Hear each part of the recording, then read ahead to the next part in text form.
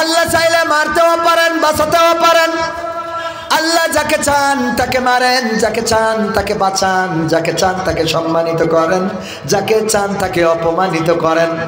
যে চাই ক্ষমতার চেয়ার ধরে থাকবেন, আল্লাহ যদি চেয়ারটাই না রাখেন, পৃথিবীর কোনো শক্তি নাই সেই চেয়ারে তারে বসিয়ে রাখা যায়। 41 সালের আগে চেয়ার ছাড়বে না, কিন্তু 31 সাল আসার আগে আমার বুবু চলে গেল, বলেন ঠিক কিনা? وتعز من تشاء وتذل من تشاء। আল্লাহ যাকে চান তাকে সম্মান দান করেন, আর যাকে চান তাকে বেইজ্জতি করেন। ওগো আমার ভাইরা, যেই লোকগুলো আগে কারাগারে থাকতো, যেই লোকগুলোকে আগে হাতে হ্যান্ডকাপ পরানো হতো, পায়ে ডান্ডা বেড়ি পরানো হতো, যেই লোকগুলো ওপেন ঘুরে বেড়ানো তো দূরের কথা, বাবার জানাজায় পর্যন্ত শরীক হতে পারে নাই, মায়ের কবরের পাশে দাঁড়াতে পারে নাই, এখন সেই লোকগুলো ওপেন ঘুরে বেড়ায়, জনসভা করে, এখন ওপেন কথা বলে, তাদের কথা টেলিভিশনে আসে, নিউজে আসে। আর যারা এতদিন সব দখল করে রেখেছিল, সেই আল্লাহর ওলিরা পালিয়ে বেড়ায়। বলেন সুবহানাল্লাহ। সুবহানাল্লাহ পড়া যাবে না? যাবে না।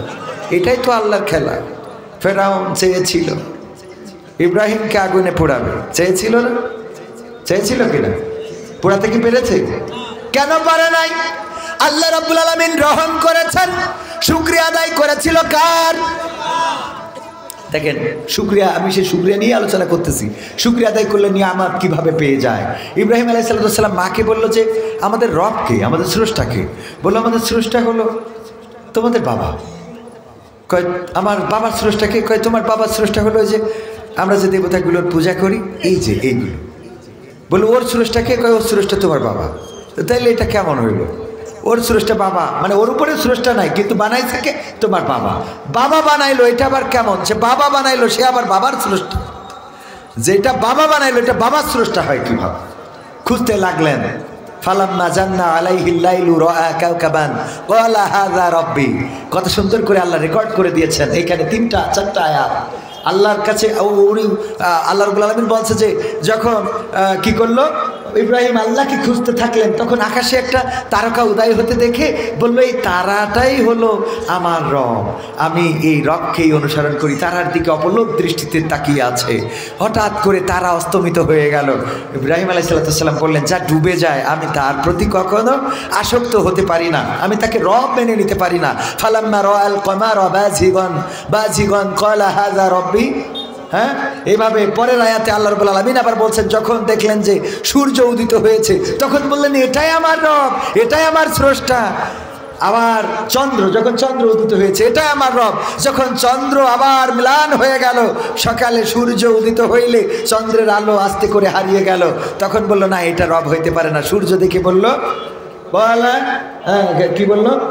ফালাম্মা রাআশ শামসা বাজিগাতান ক্বালা হাযা রব্বি হাযা আকবার। হ্যাঁ, আল্লাহ রাব্বুল আলামিন রেকর্ড করে দিয়েছে যে এবার যখন সূর্য উদিত হয়ে গেল, তখন বলল এই সূর্যটাই আমার রব, এটা হলো আরো বড়, তারার চেয়ে চাঁদ বড় ছিল, চাঁদের চেয়ে সূর্য বড়, সুতরাং এটা আমার রব। কিন্তু যখন সূর্য অস্তমিত হয়ে গেল, তখন কি বলল? তখন কি বলল? সবার মুখস্থ আছে, এইটা অন্তত মুখস্থ আছে। إني وجهت وجهي للذي فطر السماوات والأرض حنيفا وما أنا من المشركين। আমার ইব্রাহিম আলাইহিস সালাম বললেন ওগো আল্লাহ, আমি এখন বুঝতে পেরেছি ওই তারা আমার রব নয়, ওই চন্দ্র আমার রব নয়, ওই সূর্য আমার রব নয়, আমার স্রষ্টা নয়, আমার আল্লাহ নয়। আমি আমার মুখটা ঘুরিয়ে দিলাম তার দিকে। এই আসমান জমিন যিনি সৃষ্টি করেছেন আর এর মধ্যে যা কিছু আছে সব কিছুর স্রষ্টা যিনি, আমি তার দিকে আমার মুখটা করে দিলাম। আমি ঘোষণা করে দিলাম আমি অন্য কোনো মুশরিকদের দলের অন্তর্ভুক্ত নই। সুবহানাল্লাহ বলবেন না? মাথা নত করলেন কার কাছে? কার কাছে? আল্লাহর কাছে মাথা নত করে দিলেন, মুখটা ঘুরিয়ে দিলেন আল্লাহর কাছে। আগে আমরা এইগুলো জায়নামাজের দোয়া হিসাবে পড়তাম, এখন তো এগুলো বেদাতে চলে গেছে। এখন এগুলো নাকি বেদাত। বেদাত বলতে বলতে দাঁত কোনটা খুঁজে পায় না। ভালো কাজ করলেই বেদাত, খারাপ কাজ করলে ওদের নিয়ে কোনো প্রশ্ন নেই। কথা কয় না?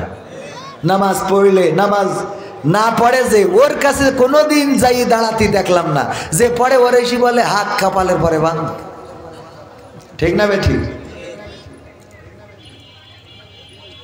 এক ইমাম সাহেব এক মসজিদে যেয়ে বুঝতে পারলো যে এখানে যখন পাওয়ারে আসে একবার আহলে হাদিস যারা ওরা পাওয়ারে আসে, একবার মাযহাবপন্থী যারা তারা পাওয়ারে, মাযহাব আল্লাহ মাযহাব দুই দলের লড়াই চলে। যখন যারা পাওয়ারে আসে সেই দলের ইমাম থাকে, আর ওদের গোলমাল হয় হাত বাঁধা নিয়ে, আমিন জোরে বলা আসতে বলা নিয়ে। ইমাম সাহেব বুঝে উনি যেয়ে নামাজে দাঁড়াইল, আল্লাহু আকবার, কপালের পরে হাত বাইতেছে।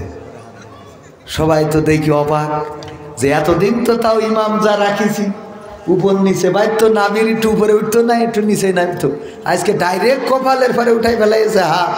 ইমামের নামাজ শেষে বলছে যে হুজুরে করলেন কি? তো কি করলাম?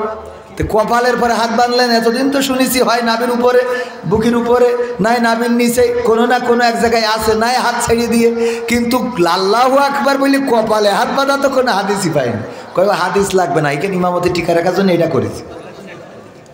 কারণ নাবির উপরে নিচে বাইনলে যদি ইমামতি চলে যায় তো কপালে বাঁধবো। আরো একটা কারণে কপালে বাঁধিছি, সেটা এই যে আমি এসে বুঝলাম যে আমাদের নাভির উপরে নিচে কোনো দোষ নেই, যত দোষ কপালে, যত দোষ কনের। তো কপাল ঠিক করে নি আগে। কি ঠিক করতে হবে? আগে কপাল ঠিক করা লাগবে। ও আমার ভাইয়েরা, ঐক্যবদ্ধতা ছাড়া এই দেশে শান্তি আসা সম্ভব। প্রশ্ন করেছে শায়েখের কাছে ডক্টর মিজানুর রহমান, আজহারির ওয়াজ শোনা যাবে কিনা? শায়েখ কত সুন্দর করে এই ব্যক্তিটার সম্বন্ধে নেগেটিভ কথা বলে দিলেন। আহা, আল্লাহর কাছে দায়ী থাকবেন। কার কাছে দায়ী? আল্লাহর কাছে দায়ী থাকবেন। ডক্টর মিজানুর রহমান আজহারি 3 তারিখে কোথায় আসবেন? কোথায় আসবেন? যশোরবাসী ধন্য। বাংলাদেশের গোটা তরুণ সমাজ নয়, বাংলাদেশের গোটা মুসলিম সমাজ, এমনকি অনেক হিন্দুরাও তার আলোচনা শোনেন। অনেকের আইডল, পরিচিত মুখ, প্রিয় মানুষ ডক্টর মিজানুর রহমান আজহারি, শায়েখ আহমদুল্লাহ। কয় তারিখে? কয় তারিখে? সব মুখস্থ, আমি বলার আগেই তো আপনারা জানেন 3 তারিখে আসবে। এই আলেমটা সম্বন্ধে মন্তব্য করেন, আপনাদের অবস্থা এই যে এই জামানায় যদি ওমর রাদিয়াল্লাহু তাআলা আসতো তাও আপনারা কোনো মন্তব্য করে বসে থাকেন। ঠিক না? ঠিক। সব কিছুতে ভুল খুঁজে পান। আপনারা বলেন ইমাম মানা যাবে না, যদি তাই না যায় তা শায়েখ মুজাফফর বিন মহসিন, মাদানি, সুদানি যা আছে একটারও মানা যাবে না। কথা কয় না?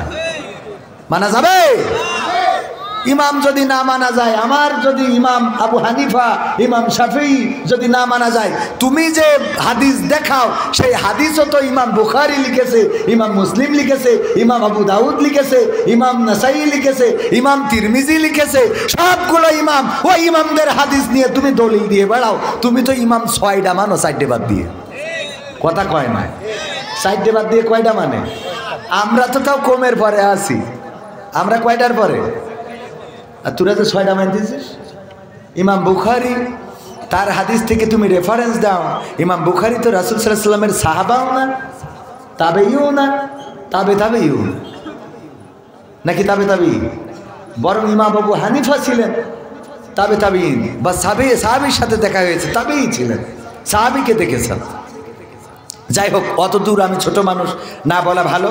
কিন্তু আমাদের কথা হলো, এই জাতীয় কথা বলে, এই জাতীয় কাজ করে এই সমাজ ধ্বংসের দ্বার প্রান্তে নিয়ে যাওয়া হচ্ছে। আল্লাহ সবাইকে হেদায়েত নসিব করে দিন, বলেন আমিন। ইব্রাহিম আলাইহিস সালাম কি বললেন? আল্লাহর কাছে মাথা নত করে দিলেন, আল্লাহ তোমার দিকে মুখ ঘোরালাম। এই কথাটা বলতে যে আমাদের আগে যায় নামাজের দোয়া বলে এই আয়াতটা পড়া হতো। এখন পড়েন আর না পড়েন, এইটার অর্থ জানলে যদি বলেন যে ইন্নী ওয়াজজাহতু ওয়াজহিয়া লিল্লাযী ফাতারাস সামাওয়াতি ওয়াল আরদ হানিফা ওয়া মা আনা মিনাল মুশরিকিন, এই কথাটা যদি বলেন তাইলে অন্তত মুশরিক মার্কা দল থেকে নিজেকে ছাড়াই নেওয়া হয় না? হয় না? ইব্রাহিম আলাইহিস সালাম নিজেকে ছাড়াই নিলেন এবং আল্লাহর কাছে অবনমিত করে দিলেন। আর বিনিময়ে যখন ফেরাউনের বাহিনী, যখন নমরুদের বাহিনী আগুনে ফেলতে চেয়েছিল, আগুনে ফেলার সব পরিকল্পনা বাস্তবায়ন করলো এবং আগুনেও ফেললো। ফেলার পরে ইব্রাহিম আলাইহিস সালাম পুড়ে ভস্ম হয়ে গিয়েছিল। বলেন ঠিক কিনা? ও না, তাহলে ঠিক আছে। আমি একটু মাঝে মাঝে ট্রাই করি যে আমার শ্রোতারা কতটুকু অ্যাক্টিভ। একটু অ্যাক্টিভ হওয়ার দরকার আছে না নাই? ওগো আমার ভাইরা, ইব্রাহিম আলাইহিস সালাম নমরুদকে এই কথা বলে নাই, ওগো নমরুদ আমি এবার থেকে তোমার দল করব, তোমার মতে চলবো, তোমার পথে চলবো। এতদিন আমি দাড়ি পাল্লা ধানের শীষ করে ভুল করেছি, কথার কথা বোঝেননি? এখন থেকে তোমার দলের, এখন থেকে তোমার দল ছাড়বো না, এই কথা বলে নাই, বরং ফেরেশতারা আসলো যে ওগো ইব্রাহিম সাহায্য করবো নাকি? ইব্রাহিম আলাইহিস সালাম বললেন তোমরা এসেছো কি আল্লাহ পাঠিয়েছে নাকি? কয় না, আল্লাহর থেকে অনুমতি প্রার্থনা করে তারপরে এসেছি। ইব্রাহিম আলাইহিস সালাম বললেন চলে যাও, চলে যাও, সেই রবের কাছে চলে যাও যেই রবের কাছ থেকে তোমরা অনুমতি নিয়ে এসেছো। আমার অবস্থা তোমাদের থেকে সেই রব আরো ভালো জানে। ভালো জানেন কে? আল্লাহর শুকরিয়া আদায় করার কারণে, আল্লাহর কাছে নিজেকে নিবেদিত করার কারণে, আল্লাহর প্রতি অনুগত হওয়ার কারণে, ওই বিপদের মধ্যেও আল্লাহকে ভুলে না যাওয়ার কারণে আল্লাহ বললেন ইয়া নারু কুনি বারদাও ওয়া সালামান আলা ইব্রাহিম। ওগো আগুন, তুমি আমার ইব্রাহিমের জন্য ঠান্ডা আরামদায়ক হয়ে যাও। ঠান্ডা আরামদায়ক হয়ে গেল, ফুলের বাগান হয়ে গেল। ফিরআউন নমরুদ বলল আই রে আগুন, আমি তোরে এত করে জ্বালাইলাম, এত করে পুড়াইলাম, 16টা বছর খাওয়াইলাম, আমার আর্মি, আমার বিডিআর, বিজিবি, আমার পুলিশ, আমার র্যাব, আজকে কেন তোমরা ফায়ার করতে পারো না? বন্দুকে কি গুলি নেই? কথা কয় না, বলেছে না বলে নাই? একদম মিল খুঁজে নেবেন যে ওরে আগুন কেন মারতে পারো না? এত করে তেল ঢাললাম, সবিন তেল না কিরাসিন, পেট্রোল, গাছ, কাঠ, আমার সৈন্যবাহিনী সব লাগাই দিলাম, আমার শত্রুরে পোড়াতে হবে, আর আজকে তোমাদের কি হলো? গুলি কেন বের হয় না? মানে আগুন এখানে পুড়ায় না। আপনারা আবার অন্য জায়গায় নিয়ে যাবেন না। কথা কি বোঝা গেছে? ও আমার ভাইরা, আগুন কেন পুড়ায় না? পুড়ায় না। আগুনের জবান আল্লাহ খুলে দিলেন। আগুন বলল ওরে নমরুদ আসো। ইব্রাহিম, নমরুদ বলল আগুন তোমার কি কোনো ক্ষমতা নাই, পাওয়ার নাই? আগুন বলল নমরুদ তুমি এসে দেখো আমার পাওয়ার আছে কি নাই। কথা কয় না, পাওয়ার আছে কি নাই এসে দেখো। এই দেশে এমন ঘটনা ঘটে গেল ভাইয়েরা আমার, এই দেশের চেয়ারটা ধরে রাখতে চেয়েছিল, ক্ষমতা ছাড়বে না, ক্ষমতার চেয়ার ছাড়বে না, কিন্তু আল্লাহ রাব্বুল আলামিন ছোট ছোট বাচ্চা শিশুদেরকে রাস্তায় নামিয়ে দিলেন। আর ছোট ছোট বাচ্চা শিশুরা তারা বুক পেতে দিয়ে বলল আমি আবু সাইদ হতে চাই, আমি মুগ্ধ হতে চাই। আর তাদের বুকের উপরে গুলি আর চালানোর মতো বন্দুক কে কাজ করেছে? আর কাজ করে নাই, যতটুকু করেছে ওই জায়গায় স্টপ হয়ে গেল। তারপরে নিজেদের দেশ ছেড়ে চলে যাওয়া লাগলো। আমার ভাইরা, এই জন্য নিবেদিত প্রাণ হতে হবে আল্লাহর কাছে। যদি আল্লাহর কাছে নিবেদিত প্রাণ হতে পারেন, বিপদে পড়লে, মুসিবতে পড়লেও প্রশান্তি আছে না নাই? প্রশান্তি আছে না নাই? আল্লামা সাঈদী কত বছর ছিলেন কারাগারে? 13 বছর। কত বছর? টেকনাফ থেকে তেতুলিয়া, রূপসা থেকে পাথুরিয়া, একটি নামে সবাই যাকে চেনে। 1-2 নয়, 1.5 শতাধিক মানুষ জীবন দিল শুধু জারি প্রেমে। সেই মানুষের মুক্তি চেয়ে যেতাম আমি গান গে, সেই মানুষের মুক্তি চেয়ে যেতাম আমি গান গে, সেই মানুষটি নাই দুনিয়ায় নাই। আজ আর মুক্তি চাওয়ার নাই প্রয়োজন নাই রে, আজ আর আমার গানের নাই প্রয়োজন নাই, আজ আর মুক্তি চাওয়ার নাই প্রয়োজন নাই গো, আজ আর আমার গানের নাই প্রয়োজন নাই। আল কোরআনের মধুর বাণী বলতো সুরে সুরে, নবীর বাণী পৌঁছে দিত বিশ্বটাতে ঘুরে।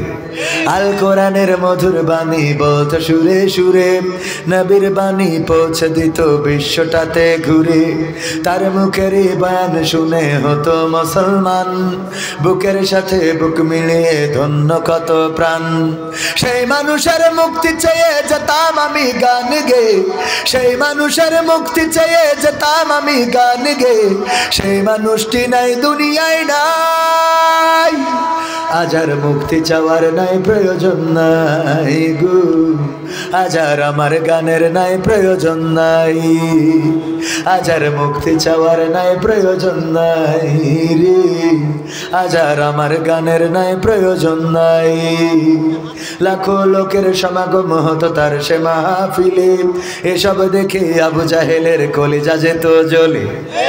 ঠিক না বেঠে? লাখো লোকের সমাগম হতো তার সে মাহফিলে।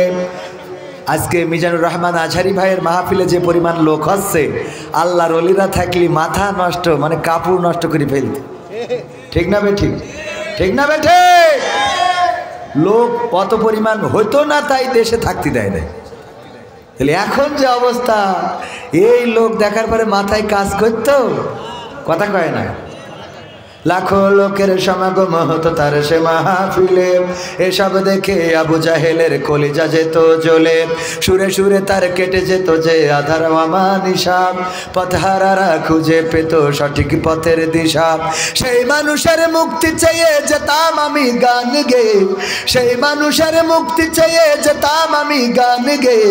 সেই মানুষটি নাই দুনিয়ায় নাই, আজ আর মুক্তি চাওয়ার নাই প্রয়োজন নাই রে।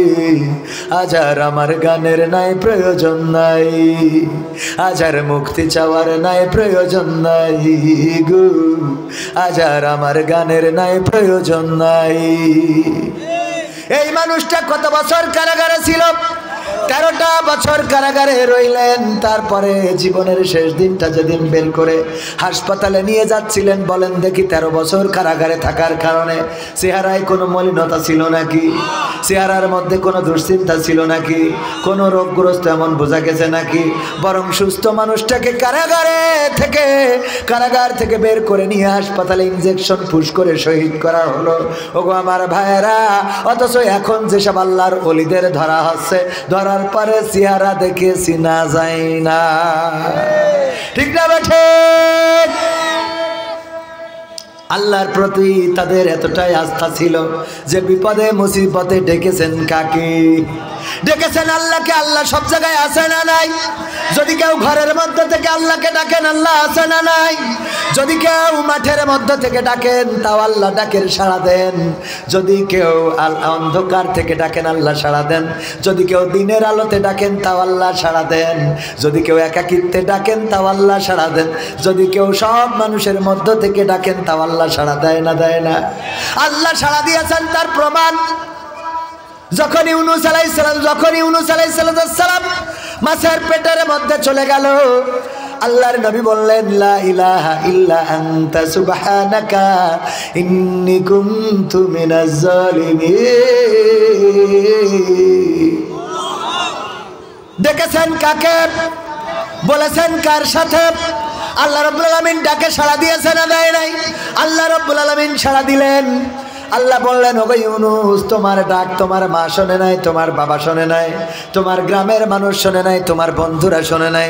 তুমি এমন সময় এমন জায়গা থেকে ডেকেছো, 3টা অন্ধকার ছিল। 1 ছিল রাতের অন্ধকার, 2 ছিল পানির অন্ধকার, এবং 3 ছিল মাছের পেটের অন্ধকার। এই 3টা অন্ধকারের মধ্য থেকে যখন চিৎকার করে ডাক দিয়েছো আমি আল্লাহকে, পৃথিবীর কোনো মানুষ তোমার কান্নার আওয়াজ শোনে নাই, তোমার কষ্টের কথা শোনে নাই। আমি আল্লাহর শাজিম থেকে শুনলাম, আর তোমার ডাকে সাড়া দিলাম। আমি মাছের পেটের মধ্যে যন্ত্রণা বাড়িয়ে দিলাম, মাছের পেটের মধ্যে জ্বালা যন্ত্রণা বেড়ে গেল, আর ওই মাছ তোমার নিরাপদ গন্তব্যে আবার রেখে আসলো। বলেন সুবহানাল্লাহ। তুর পাহাড় পুড়ে গিয়েছে, মুসা আলাইহিস সালাম পড়ে নাই, এখন আমরা সুরমা হিসেবে ব্যবহার করি। আল্লাহর নূর প্রদর্শন করেছিলেন। আল্লাহকে বললেন, আল্লাহ তোমাকে কি একটু দেখা যাবে? কেন না দেখে কি বিশ্বাস কর না? কয় করি, কিন্তু যদি একটু দেখাইতে তাইলে ভালো লাগতো, যদি একটু দেখাইতে। আল্লাহ নূরের ঝলকানি দিয়েছেন, আর তাতে করে নূরের ঝলকে তুর পাহাড় পুড়ে গিয়েছে। মুসা আলাইহিস সালাম পড়ে নাই। বলেন সুবহানাল্লাহ। যখন কুষ্ঠ রোগ হলো আইয়ুব আলাইহিস সালামের, সমস্ত শরীরে ঘাম পোকায় ভরে গেল, সমস্ত শরীর পোকাগুলো কিলবিল করতে থাকলো। স্ত্রীরা সব চলে গেল রহিম আলাইহিস সালাম ছাড়া। শয়তানের সাথে আল্লাহ চ্যালেঞ্জ করেছিলেন, আল্লাহর সাথে শয়তান চ্যালেঞ্জ করেছিল, আল্লাহ তুমি যদি তোমার আইয়ুবকে কষ্ট দাও তাইলে তোমার জিকির করবে না, তোমার ডাকবে না, তোমার প্রশংসা করবে না। আল্লাহ রাব্বুল আলামিন বললেন, ঠিক আছে, আমি আমার ইউনূসকে আমি পরীক্ষা করব। সন্তানগুলো মারা গেল, সম্পদগুলো কেড়ে নিলেন, ঘর বাড়ি সব ধ্বংস হয়ে গেল। তারপরেও আল্লাহর জিকির করে আইয়ুব আলাইহিস সালাম। আল্লাহ রাব্বুল আলামিন সমস্ত শরীরে ঘা দিলেন, ঘায়ের সাথে পোকা দিলেন, তারপরেও জিকির করে। শয়তানের বলে, দেখ আমার বান্দা, আমার গোলাম, আমার আয়ুব এখনো আমার নাম জপে। শয়তান বলল, আল্লাহ তুমি যদি জিহ্বাতে দাও তাইলে রাগ করি আর তোমার নাম জপবে না। যখন জিহ্বার পরে ঘা হয়ে গেল, পোকাগুলো কিলবিল করতে থাকলো। আয়ুব আলাইহিস সালাম বললেন, আল্লাহ এতদিন তোমার কাছে অভিযোগ করি নাই, এতদিন তোমারে বলি নাই, এতদিন তোমার কাছে কোনো কমপ্লেইন করি নাই, কিন্তু আজকে তো আল্লাহ কমপ্লেইন না করে পারলাম না। ওগো আমার রব, তুমি আমার সন্তানগুলো কেড়ে নিয়েছো, আমার সম্পদ কেড়ে নিয়েছো, আমার বিবিদেরকে কেড়ে নিয়েছো, আমার ঘর বাড়ি ধ্বংস করে দিয়েছো। আমার এতে কোনো দুঃখ নাই, আমার সমস্ত শরীরে ঘা, সমস্ত শরীরে পোকা, তাও কোনো দুঃখ নাই। কিন্তু আল্লাহ আজকে এমন একটা জায়গায় তুমি আমার পোকা দিলে, এমন একটা জায়গায় তুমি আমার পোকা দিয়েছ, যেই পোকা যদি আমার জিহ্বাটা খেয়ে ফেলে তাইলে আমি কেমন করে তোমার নামের জিকির করব? আল্লাহু আকবার। আমি কেমন করে তোমার নামের জিকির করব? ওগো আল্লাহ, তোমার জিকির করার তৌফিক দাও, সব ধ্বংস করে দাও, কিন্তু জিহ্বাটাকে বাঁচিয়ে রাখো, যেন তোমার জিহ্বা, তোমার দেওয়া জিহ্বা দিয়ে একটু আল্লাহ আল্লাহ বলে ডাকতে পারি, যেন সুবহানাল্লাহ বলতে পারি, যেন আলহামদুলিল্লাহ বলতে পারি। আল্লাহ রাব্বুল আলামিন শয়তানকে বললেন, ওগো শয়তান, আমার আয়ুবকে সব পরীক্ষা করা হয়ে গেল, তার জিহ্বায় পোকা দিলাম, সে আমার ডাকার জন্য জিহ্বাটাও ধ্বংস করে দিতে নিষেধ করে দিয়েছে। সুতরাং শয়তান তুমি হেরে গেছো। আমার বান্দা আমার জিকির করবে, আমার শুকরিয়া আদায় করবে, আমার প্রতি কৃতজ্ঞ থাকবে, এই হলো আমার বান্দা। বলেন সুবহানাল্লাহ। আল্লাহকে ডাকবেন, আল্লাহ সাড়া দিবেন। এমন ভাবে অসংখ্য ঘটনা আছে। আল্লাহকে চেয়েছে যারা, আল্লাহকে পেয়েছে তারা। শিল্পী গানে গানে বলেছে, বলবো? কেউ বলে বলুক তোমায় চেনা বড় কঠিন দায়, কেউ বলে বলুক তোমায় চেনা, তোমার প্রেমে যে মজেছে মাওলা, তোমার প্রেমে যে মজেছে মাওলা, প্রেমে ডুবে মরেছে, কেউ বলে বলুক তোমায় চেনা বড় কঠিন দায়, কেউ বলে বলুক তোমায় চেনা। ইব্রাহিমকে হাত পা বেঁধে নমরুদ মনের জ্বালা মিটাতে সিটকে দিল আনালো কূপে। ঠিক না বেটি? ইব্রাহিমকে হাত পা বেঁধে নমরুদ মনের জ্বালা মিটাতে সিটকে দিল আনালো কূপে। তুমি সেই অনলে ফুল ফুটাইলে, সেই অনলে ফুল ফুটাইলে, নিখুঁত কলা কৌশলে, কেউ বলে বলুক তোমায় চেনা বড় কঠিন দায়, কেউ বলে বলুক তোমায় চেনা। ইসমাইলের গলা খানি দুভাগ হবে ভেবে স্বামী, অবলারে করলা কুরবানি। কি মিক্সার নিয়ে আসেন যে কোনো ওইখানে বাড়ি ঠাড়ি কিছু দেয় না? এটা রিভার দেন, গানের সময় একটু ডিলে দেন, মেশিন মেশিন নিয়ে আসবেন, কাজ হবে না তো আনার দরকার কি? ইব্রাহিমের গলা খানি দুভাগ হবে ভেবে স্বামী, অবলারে করলা কুরবানি। তুমি মুসাকে ছেড়ে তুর পুড়াইলে, মুসাকে ছেড়ে তুর পুড়াইলে, নিখুঁত কলা কৌশলে, কেউ বলে বলুক তোমায় চেনা বড় কঠিন দায়, কেউ বলে বলুক তোমায় চেনা। কি যে ভেবে নদীর মাঝে ঠাই দিলা ইউনুসকে পেটে, রাখে আল্লাহ আমারে বলকে। তুমি মরিয়মকে মা বানাইলে, মরিয়মকে মা বানাইলে, নিখুঁত কলা কৌশলে, কেউ বলে বলুক তোমায় চেনা। মনটা ঠিক করে না কোনো, এটা ঠিক করে এনে খালি আমি যা বলছি সেটাই ডেলিভারি দেয়।